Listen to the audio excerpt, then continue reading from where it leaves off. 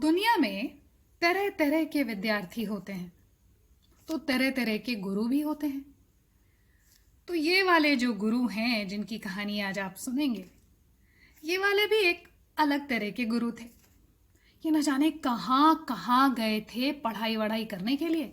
खूब पढ़ाई वढ़ाई करके, और जहाँ जिस जगह पे वो पढ़ाई वढ़ाई कर रहे थे वहाँ उन सब का नाम वाम बटोर के, नाम का ठप्पा लगा के वापस पहुँचे।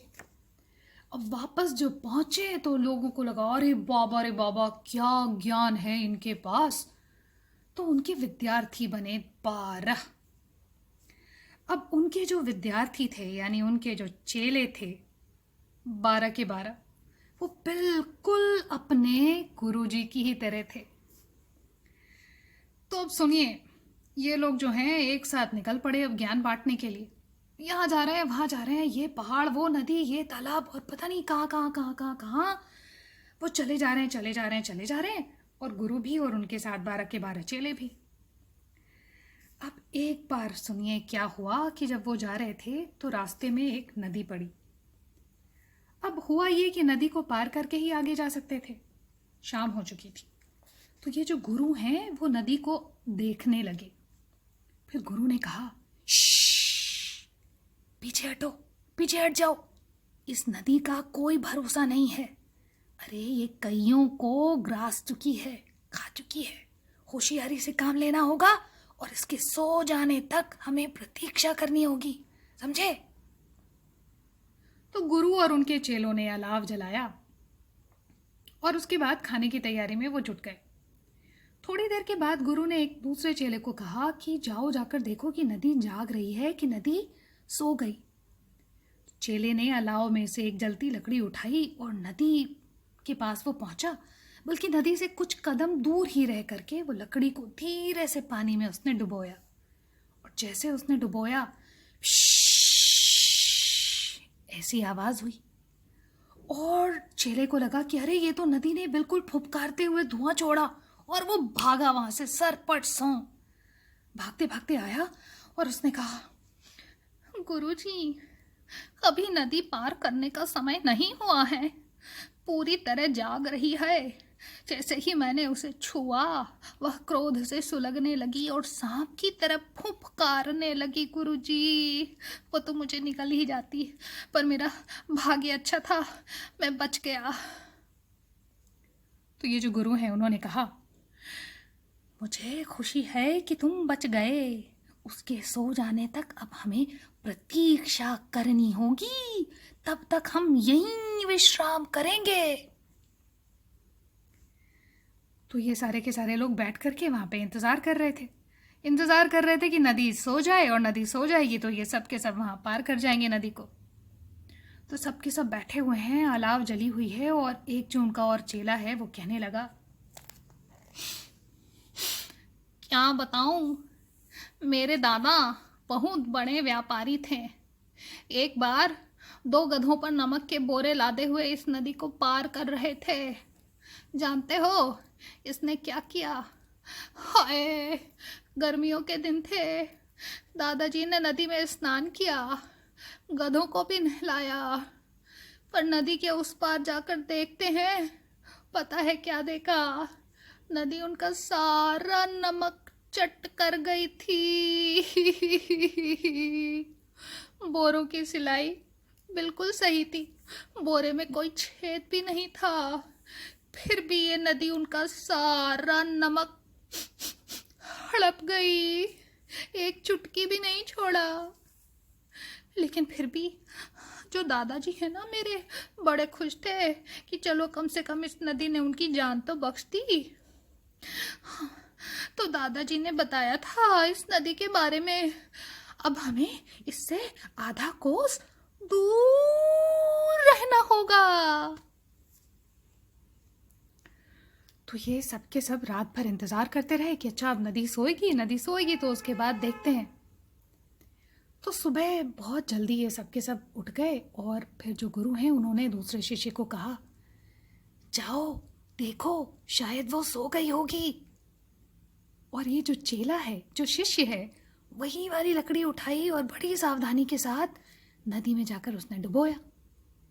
इस बार नदी में कोई हलचल नहीं हुई, क्योंकि वो जो लकड़ी उसने उठाई थी उसमें कोई आग जल ही नहीं रही थी, और ना तो नदी फुफकारी और ना ही उसने धुआं छोड़ा। बस वो भागता भागता आया और उसने सबको खुशखबरी सुनाई। नदी पार करने का सही समय है, फटाफट अपना सामान उठाओ, चलो चलो चलो जल्दी चलो यहाँ से। और सुनो, बिल्कुल आवाज मत करना, नदी बहुत गहरी नींद में सोई है।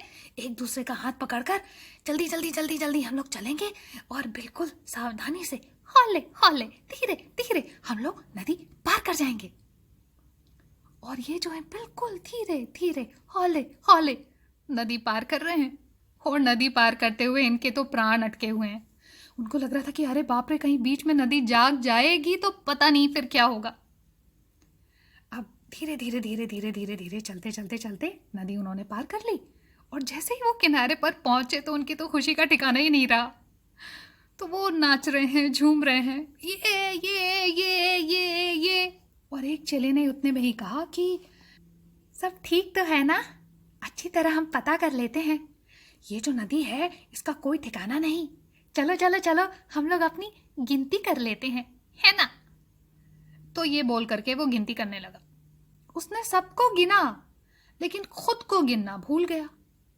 और जब वो गिन रहा है, 1 2 3 4 5 6 7 8 9 10 11 12 ही है गुरुजी हम लोग।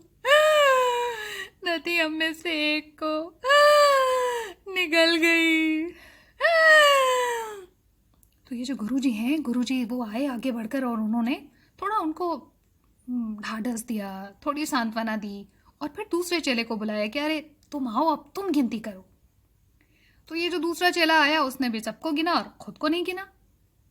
फिर तीसरा आया, फिर चौथा आया, 5वां, 6ठा, 7वां, सब के सब ऐसे ही गिनती कर रहे हैं। तो उसके बाद गुरु ने कहा, हटो हटो तुम लोग, मैं गिनती करता हूं। फिर गुरुजी जो हैं वो उंगलियों पर बहुत ध्यान से वो गिनती करने लगे, और गुरु भी खुद को गिनना भूल गए। और फिर गुरु ने कहा, ये तो सच बात है,